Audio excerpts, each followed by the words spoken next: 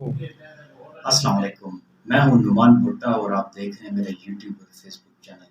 नाज़रीन कराम, एक ख़बर सोशल मीडिया पर जो है वो गर्दिश कर रही है कि मौलाना फ़ज़ल रहमान की जो है मुबैना तौर पर इसराइल के सफ़ीर से मुलाकात हुई है, जिस पर सोशल मीडिया की जो सार्फिन हैं और ख़ासकर पीटीआई के जो कारकुनान हैं उनकी जानिब से एक तूफ़ान बदतमीज़ी जो है वो बर्पा किया जा रहा है।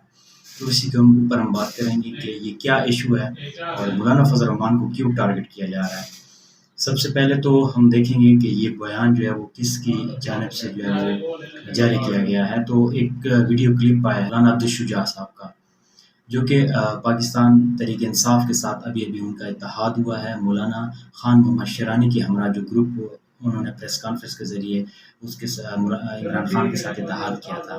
तो बुनियादी तौर पर वो कारकुन तो और उनके रहनुमा रह चुके हैं मौलाना फ़ज़ल रहमान की जमात के। तो जब से वो पीटीआई में आए हैं तो उन्होंने ये बयान जो है वो अपना जारी किया है कि मौलाना फ़ज़ल रहमान जो है वो उम्रा करने के बजाय सफ़ीर जो है इसराइल का उसके साथ जो है वो मुलाकात की है। और इसको उन्होंने एक और बात भी कही है कि जो पाकिस्तान में रजीम चेंज के ज़रिए जो गवर्नमेंट गिराई गई इमरान खान की, उसमें जो है वो उसमें इसराइल की जो है वो लॉबिंग थी और इसराइल ने फंडिंग की थी। तो इस पर एक बहस छिड़ी हुई है कि ये क्या मामला है। बहरहाल ये है कि अभी ये बात बिल्कुल ऑथेंटिक नहीं है और लोग इसके ऊपर वैसे ही अपना एक जो पीटीआई का सोशल मीडिया सेल है उसके ज़रिए मौलाना फ़ज़ल रहमान के ऊपर इस किस्म की बातें कर रहे हैं।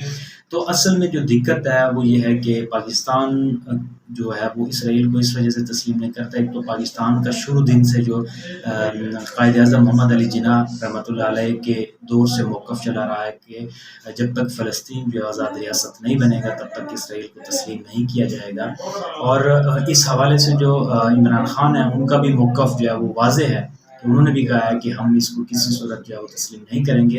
और कुछ हल्के ऐसे हैं पाकिस्तान के अंदर जो ये कह रहे हैं कि जब अरब अमारात और दीगर ममालिक जो इसराइल को तस्लीम कर रहे हैं तो पाकिस्तान जो है उसको तस्लीम क्यों नहीं कर रहा, हमें तिजारत बहाल करनी चाहिए, हमें उनके साथ लेन देन करनी चाहिए, उनका सफारत खाना यहाँ पे खोलना चाहिए।